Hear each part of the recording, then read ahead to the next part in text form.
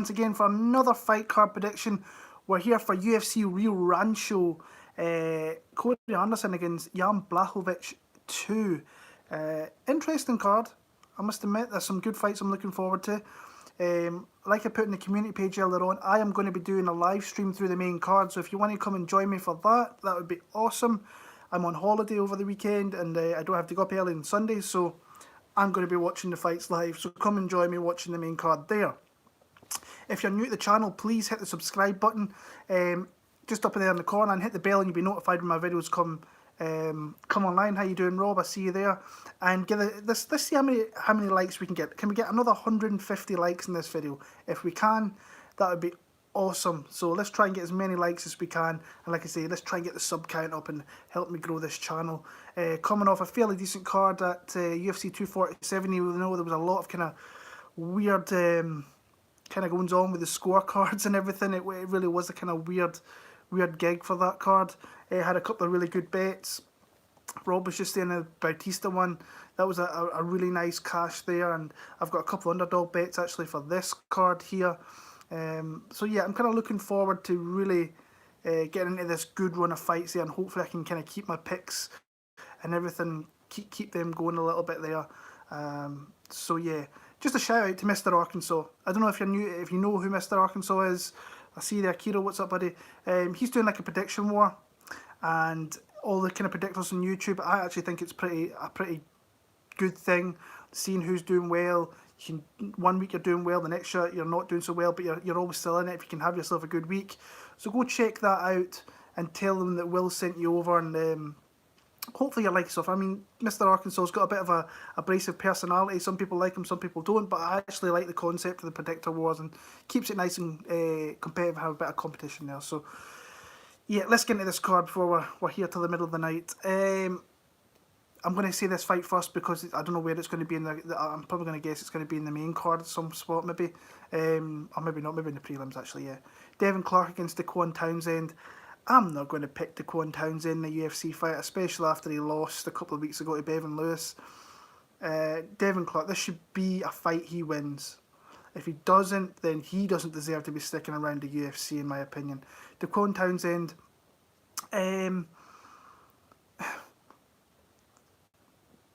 hard, grizzled veteran. That comes to mind with that guy. He's hard to put away, has some big power. You have to be careful of that. Devin Clark's been kind of packed a little bit as well. He's been put in his backside a few times, so that's something that you have to, I think that's the only way, really, in my opinion, that Daquan Townsend wins this fight. I don't see. I can see him getting out grappled. I can see him getting into a clinch. And what's up, Clint? I see you there, brother. I can see him getting into a clinch. He can be pushed against the cage. You've seen that with Bevan Lewis. I think that Devin Clark's a wrestler by trade. He can get takedowns. I think he'll be stronger than what Bevan Lewis is. And ultimately, I just see him kind of winning that fight through that. Just don't get into aspects of the fight where you're going to get hit with a shot. That's where Daquan Townsend, he kind of cracks a punch, but he's very, very limited in a lot of areas. I'm going to pick Devin Clark in that one there. Mark De La Rosa against Howley and Paiva. Good fight. I like this Paiva kid. I do like him, even though he's lost his couple of fights in the UFC.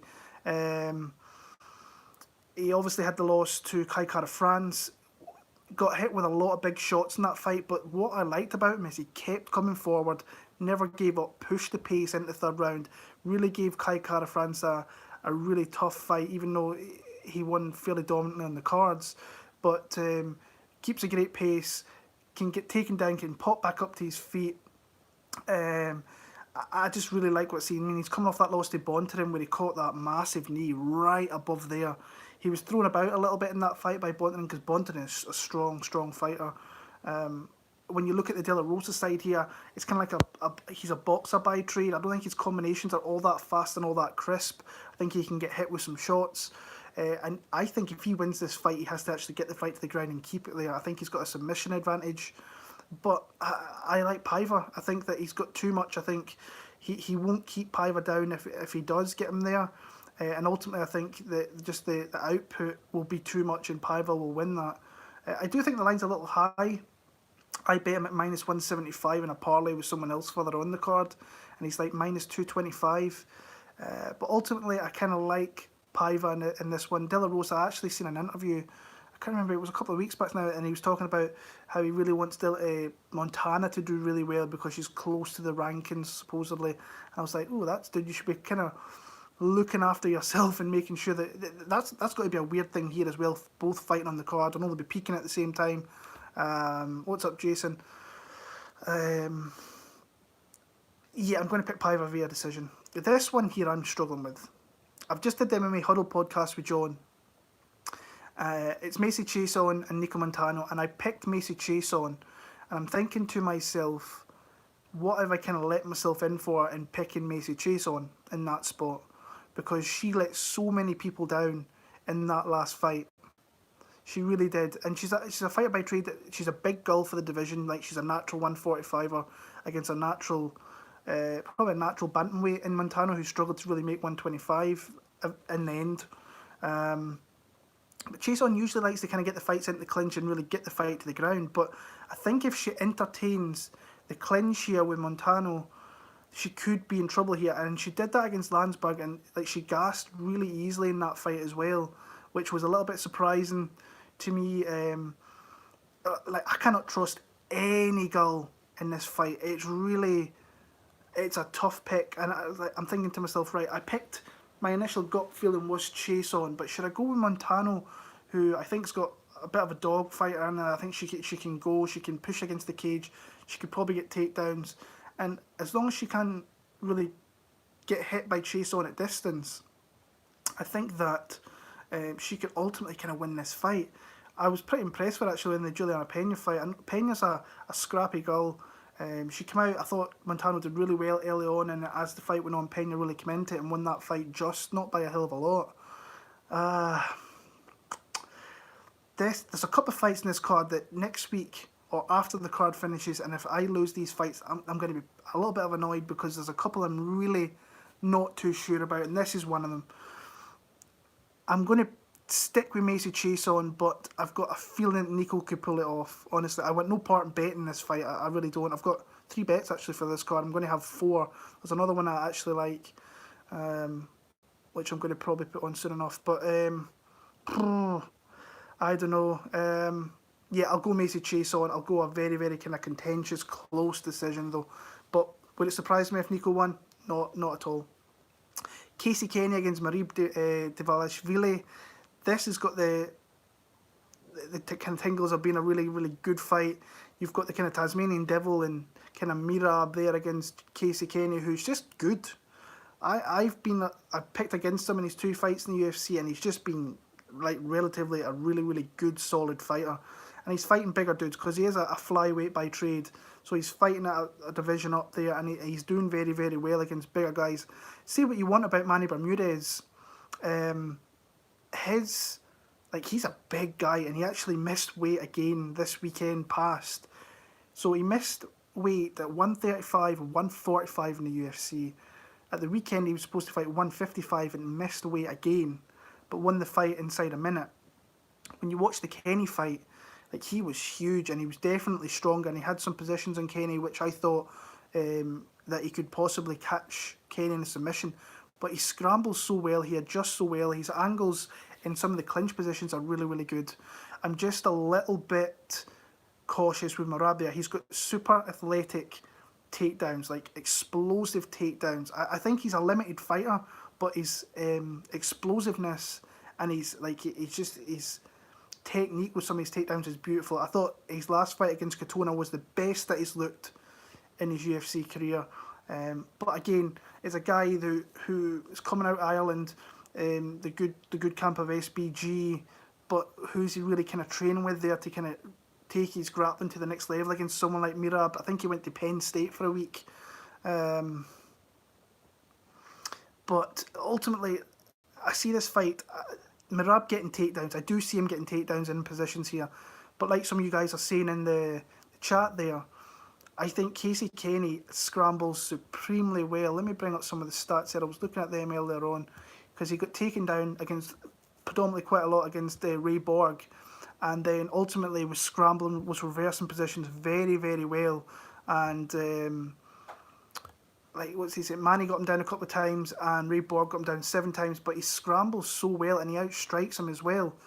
I'm seeing you guys saying a lot of steam coming in Casey Kenney today. I saw that line movement, and I think he was as high as plus 200 over the weekend. And I thought, well, how high is this going to go? Because Merab at minus 250, I thought that's out of whack. I don't think that should be there. And when you look at Merab's wins, I mean, Terrion Ware, Brad Katona, not great wins, in my opinion. And he can put himself in some bad spots as well. But I think that Casey Kenney can stay very fluid throughout the 15 minutes. I think there can be spots where he's in a little bit of danger, but I think there's spots where he's going to put Merab in some spots of danger as well. For me, it's a dog or pass situation in this. I bet Casey Kenney this afternoon at plus 180. I missed out on the plus 185. That changed inside 5 minutes. I was looking at a fight and then came back and it was gone. So I bet Casey Kenney at plus 180. I like the bet. I think it's a dog or pass situation for me. I think he's probably the better, more technical striker as well. He can keep a really solid pace for 50 minutes. I like that pick. I think this fight could be super, super close though. But this could be maybe the fight that Merab gets the fight to the ground and ultimately maybe lays very heavy in top position. That wouldn't surprise me either if there's large parts of this fight where Merab's in top position and staying there for a vast majority of time. But I'm going to pick Casey Kenney for the win via decision there. Jim Miller against Scott Holtzman. Another one I'm struggling with, but I'm going to pick Jim Miller. He seems to have really turned a corner in his last couple of fights. Obviously, he beat Clay Guida, Jason Gonzalez. That's nothing really to write home about. But he seems like he's got over the disease, which I think it's Lyme's disease that he had that really affected him for not a vast majority of his UFC fights because he's been around so long, but a large part of his fights before that, during the Poirier, the Alves fights, the Lozon fights, whenever. But he did win a few of those fights in saying that. But Scott Holtzman's a really, really tough guy to face. I mean, he really is. He's a hard guy to get down. He's a hard guy to finish. The guy's chiseled at that division. I keep thinking he's always bigger, but he's actually not. He just looks in incredible shape. And yeah, it's another tough fight. But I think if he was to get the fight to the ground, Jim Miller, I think that he could have a definitive advantage. It's just getting the fight there, because I don't know whether he can muscle in takedowns against Scott Holtzman, because Holtzman, his takedown defense is 65-70%, not bad, and he lands more than what Jim Miller does. So it's a tough fight. Actually, both these guys are the same age. It's kind of crazy that looking at it now. Since Jim Miller being out the southpaw stance, but that's, like I say, I'm really struggling in that pick. I really am struggling in that one. But I'm going to go Jim Miller, and I'm going to pick him via submission, actually. I think once they get to the ground, he'll show that he's at a class above down there.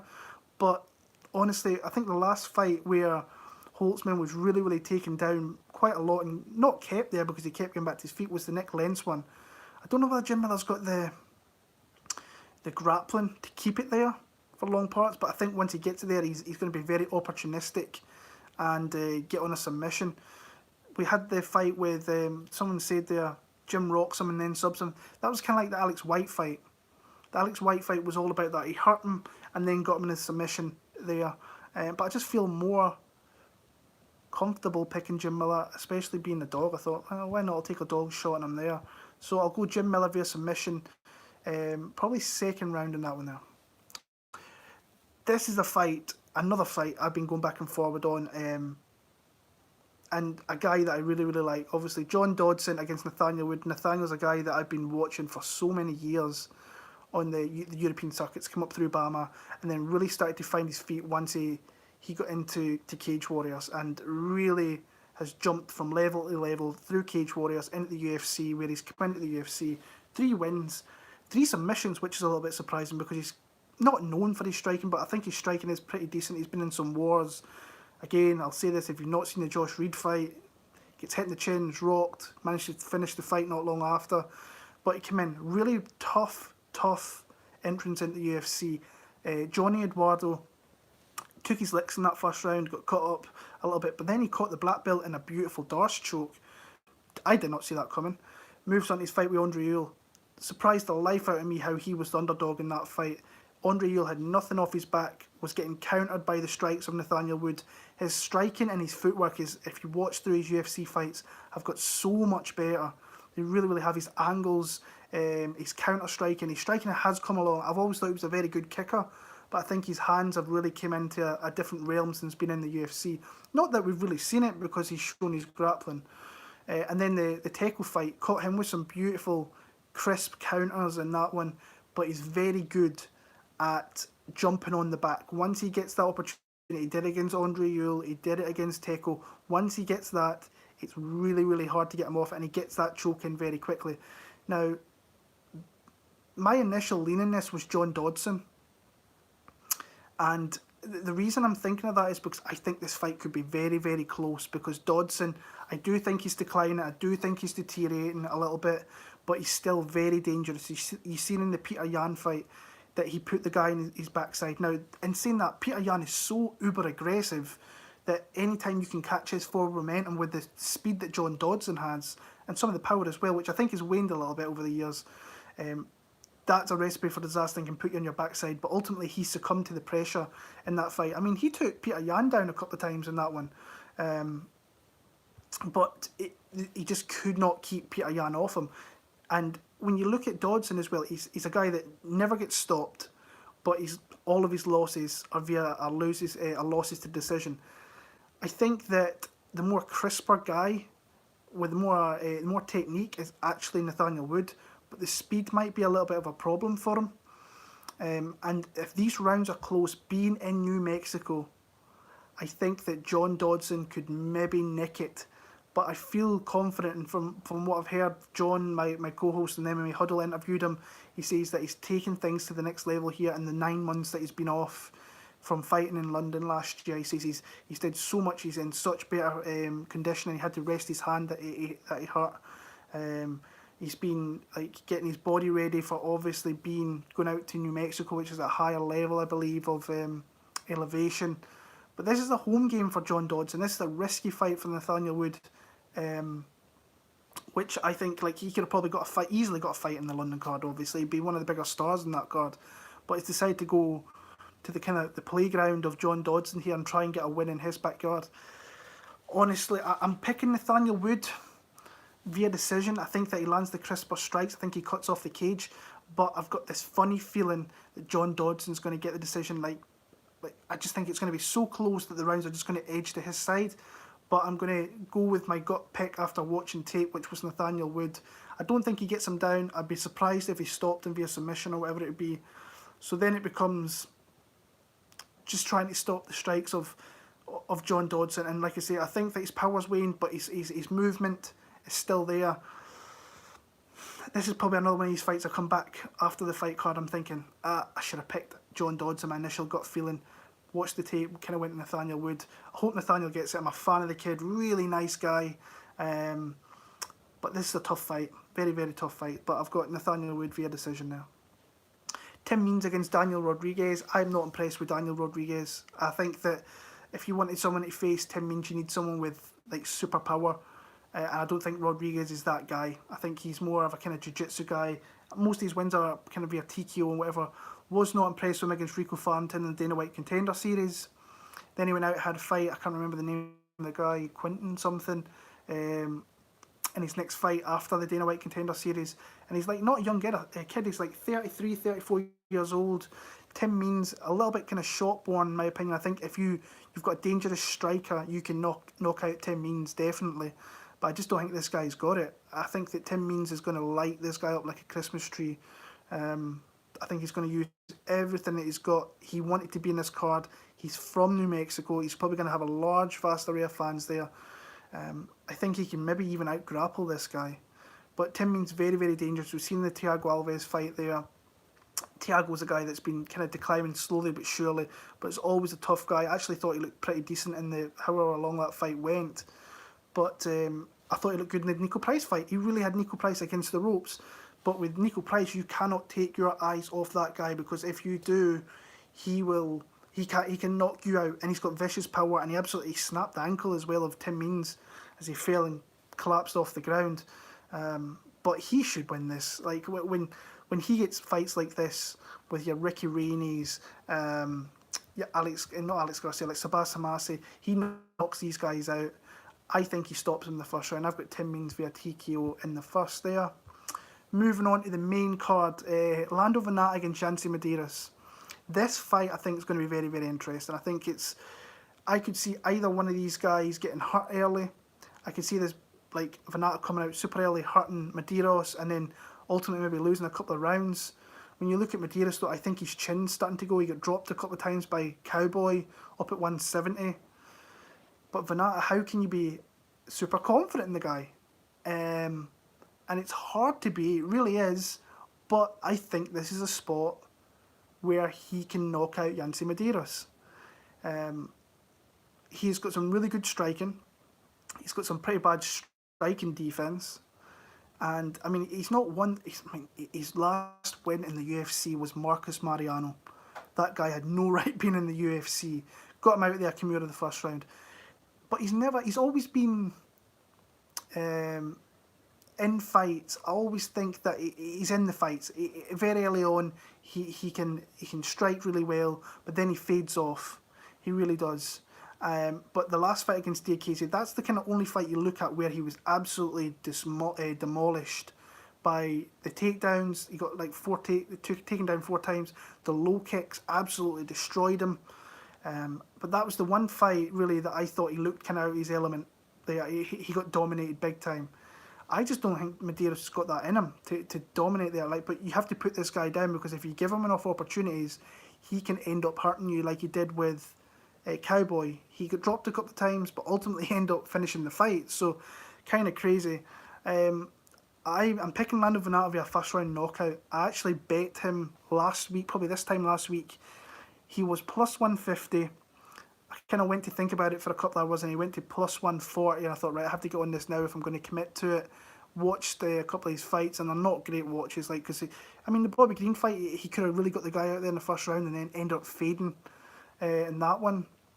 But I think that he catches Yancy Medeiros with a shot here, so I'm going to pick Lando Vannata via first round knockout there in that one. Moving on, flyweight division. This is another really good, hard fight to pick. Rogerio Bontorin against Borg. Bontorin is a guy that I've been impressed with in his UFC tenure. Obviously, he got the quick finish over Paiva with the massive cut above his eye. But in that one, you've seen how strong that guy is. He's a big, strong flyweight. Well, not big flyweight, but a very strong flyweight. He really is. You've seen him, like, Paiva was going across his back and he slammed him down. Got some really good striking, really good counter striking, not like good technical striking, but he can land some power on you, and like he can get super aggressive. You watch the Bibolatov fight, took a few licks in that one. Some people gave it for Bibolatov. I think I probably did as well, actually, but like, he's never out the fight. He's super aggressive, comes at you, delivers to the body, can throw really vicious combinations. Borg is somebody that we've not seen him, like, his striking game really can ever be all that great. The Casey Kenney fight, he was just wanting to grapple. The Gabriel Silva fight, he just wanted to grapple.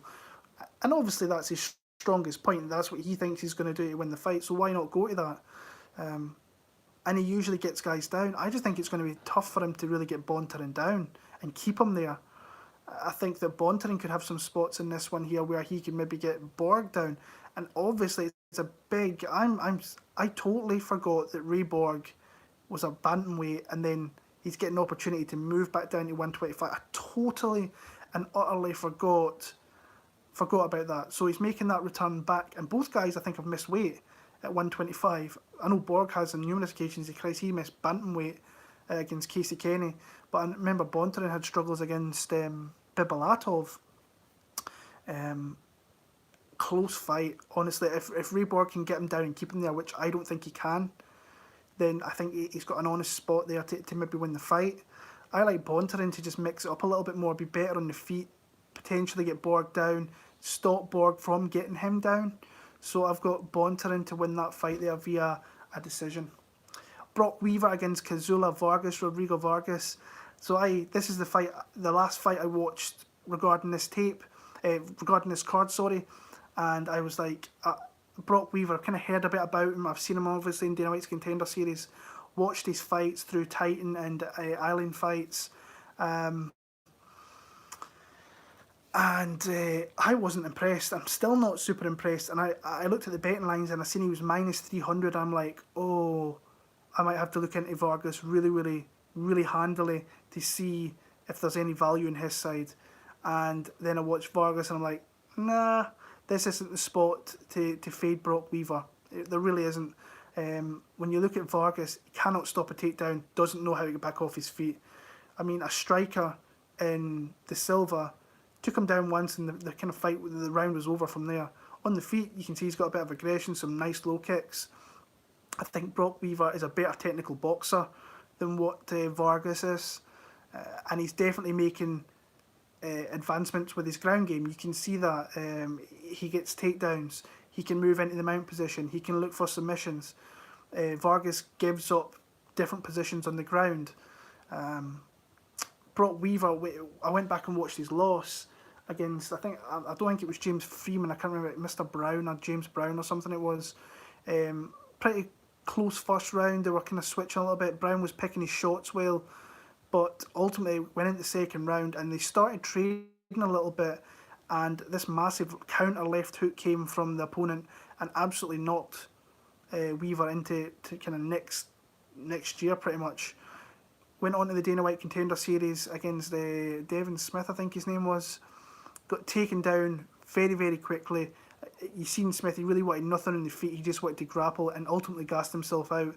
And Weaver went on to win that fight with decision, get his opportunity, got pulled from a card a week out because something cropped up with one of his tests with USADA, but nothing came of it. But he's definitely making advancements in his game as Brock Weaver. You can see that with his jiu-jitsu especially, and his grappling. Went to ATT for a week. I don't know what you can take from that. He said that he's probably after this fight card he's going to spend more time at ATT because I think he's a guy that fights out of Alabama. Yeah, I'm going to pick Brock Weaver. I can't pick Vargas in this spot, even though I think Vargas' path to victory is if Brock Weaver comes in here and he's super hyped to get obviously fighting the UFC, so he might come out here and just abandon a game plan and start swinging for the bleachers. That'll play into Vargas' kind of wheelhouse here, and that's how he could win that fight by landing a big shot. I just don't see it happen. I think Weaver's just a little bit too... I just think he's a little bit better than what Vargas is at this spot, but I'll be looking to fade Weaver going forward. I've got Weaver via submission in the second round of this fight. Montano de la Rosa against Mara Romero Borella is up next. I'm kind of struggling with this one a little bit, but ultimately I kind of see Montana's wrestling maybe playing a big part in this fight, but never count out someone like Mara Romero who can obviously get late finishes. She did it against Lauren Murphy late in the third round. It was a beautiful knee, followed it up with some elbows. But you look at a loss that she caught to Lauren Murphy, but the win against Talis Santos was kind of sketchy. What's the fight I'm thinking of? The Faria fight. That's where she caught her via submission. But Kalindra Faria is the fakest black belt you've ever seen in your life. She claims, I remember going on her Instagram and saying she's a black belt, she's proud of her black belt heritage. You ain't no black belt if you're getting submitted by Joanne Calderwood. You ain't no black belt if you're getting submitted by Borella. So yeah, enough of that nonsense. But like, it's hard to be really super confident in Montano de la Rosa, but she has wrestling though. I think that's where she can use that to her advantage here. I don't think she wants to keep this on the feet. I think she can get binged up a little bit if she decides to do that. But, I mean, her wins in the UFC, Christina Marks, Rachel Ostovich, Nadia Kassem. Eek. Yeah, that's not great. But she gets takedowns in fights, and that could be something that wins the fight here. This is one of the fights I really didn't look that much into. But the wrestling was something I thought could be a big factor in this fight. So I'm going to pick her to win via decision in this one here. But it wouldn't surprise me if she actually caught Borella in a submission. So yeah, I'm going to pick Montano for the win there. Diego Sanchez against Michel Pereira is your co-main event. This is going to be nuts, however long it lasts. You've obviously got the highlight that is Michel Pereira, who is just an absolute nut job. Psycho, bouncing about the cage, doing crazy shit everywhere, and then gassing out. That's what happened in his last fight against Tristan Conley. Came out there, blew his wad. I think he had a bad weight cut from what I've heard, and I know some people that know him say that he really had a bad weight cut. He wasn't on weight when he came into the country, was really struggling to really lose the weight. But from the social media pictures that I've seen him the last couple of days, he looks jacked. He looks like his weight's in a good spot. And it's obvious what he can do here at Diego Sanchez. He has to come out and like knock out Diego Sanchez. Because if this fight goes past 5 minutes, Diego Sanchez is a live dog. And saying that, Pereira can probably knock him out any time because I don't think Diego's chin's all that great. But like I say, Diego is live if this fight goes past 5 minutes, because if he can grind on Michel Pereira and get takedowns and be in top position, he will win the fight. But I just cannot see him avoiding the shots of what Pereira throws. I mean, Pereira's a big, dangerous power hitter. You've seen that against Danny Roberts. That it was a flying knee, and then he followed up with a straight right, straight down the pipe, and absolutely blitzed Danny Roberts there. That could happen here. Diego's chin is not great. I think his new gym that Diego trains out of is the Inn of the Mountain Gods. That is the name of his new gym. And it was actually brought to my attention by just looking at his Instagram. But then I spoke to a couple of people and they were saying, who is Diego actually kind of sparring with? He's got, I think from the looks of it, he's got one coach and one sparring partner. So you're never going to find a guy that fights like Michel Pereira, because there's not many of them about. But, yeah, I hate it because Diego is my favourite fighter, but I think Michel Pereira's going to knock him out in the first round. But ultimately, I want Diego to win the fight because he's my favourite fighter in the sport, pretty much. But this fight will get interesting if it gets into the second round. I just don't see it getting there. So I've got Pereira via first round knockout there. And the main event, we've got a rematch of a fight that took place in 2015, I believe it was, UFC 191. You've got Corey Anderson against Jan Blachowicz. And in that first fight, Corey Anderson, his grappling really really came to the forefront. They've both definitely made improvements since then. It's been nearly 5 years. You would think there's been improvements. Of course there's going to be.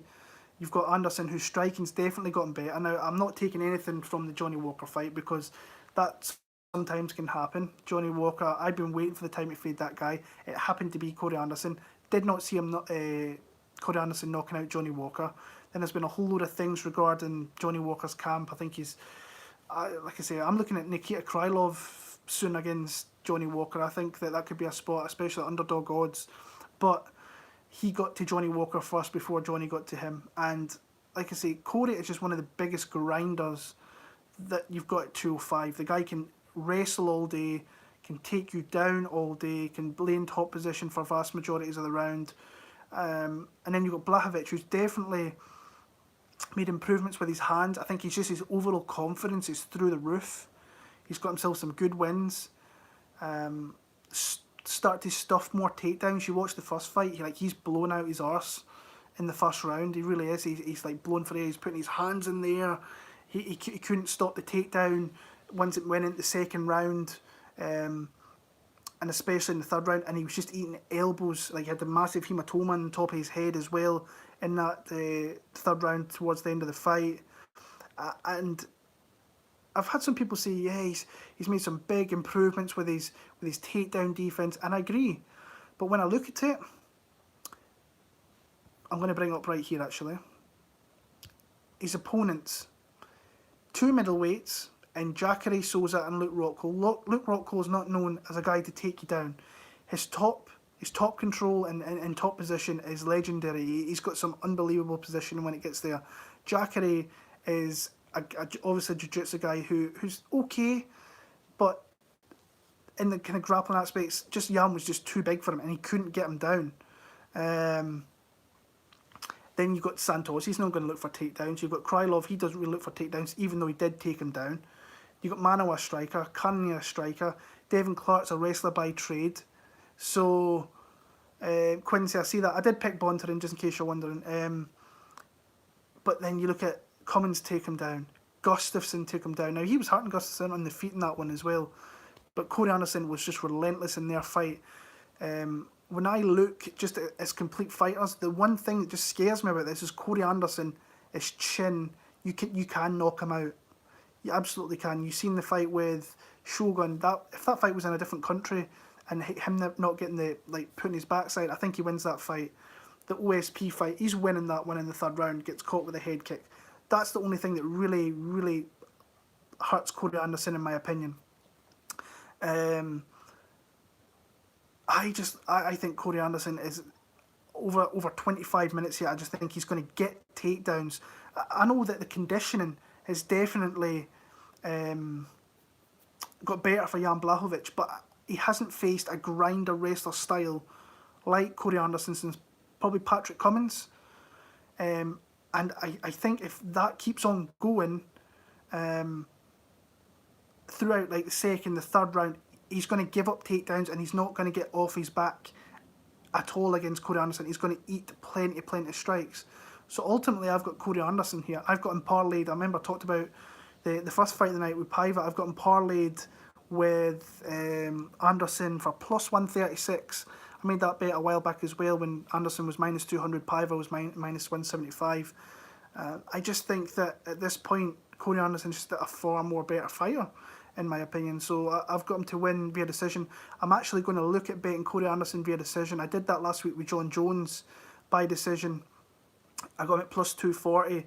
I think he's plus 200 to win by decision. So that's something that I'm looking at in that one there. So that's my picks, guys, for UFC Rio Rancho UFC ESPN plus 25. I appreciate you guys in the chat there. I appreciate everybody giving me a thumbs up. If there's any struggles at the end, you'd like to give me a thumbs up, I'd much appreciate it. And if you're new to the channel, I really hope you can hit that subscribe button, help me progress my channel. Also, the other predictors out there, go watch their stuff, support other channels, and let's just try and grow and get more people. If you're new and you sit and you watch me thinking he's just speaking about fights, anybody can do it. Just come and do it. Everybody loves watching fights. Just come out and put your opinion out there and join the other predictors out here. There's a few of us. We're getting more, it seems, every few months, and we're growing a little bit. So until next week, where are we next week actually? Oh, we're in Auckland. So we've got Paul Feld against Dan Hooker, the main event there. Some decent fights on the card there. So until next time, guys, all the very, very best. Appreciate you for sticking around for the 37 and a bit minutes here. All the best. Enjoy the card. Hope you cash your bets. I hope you get a DraftKings monies, whatever you may be doing. Enjoy the card this week. All the best.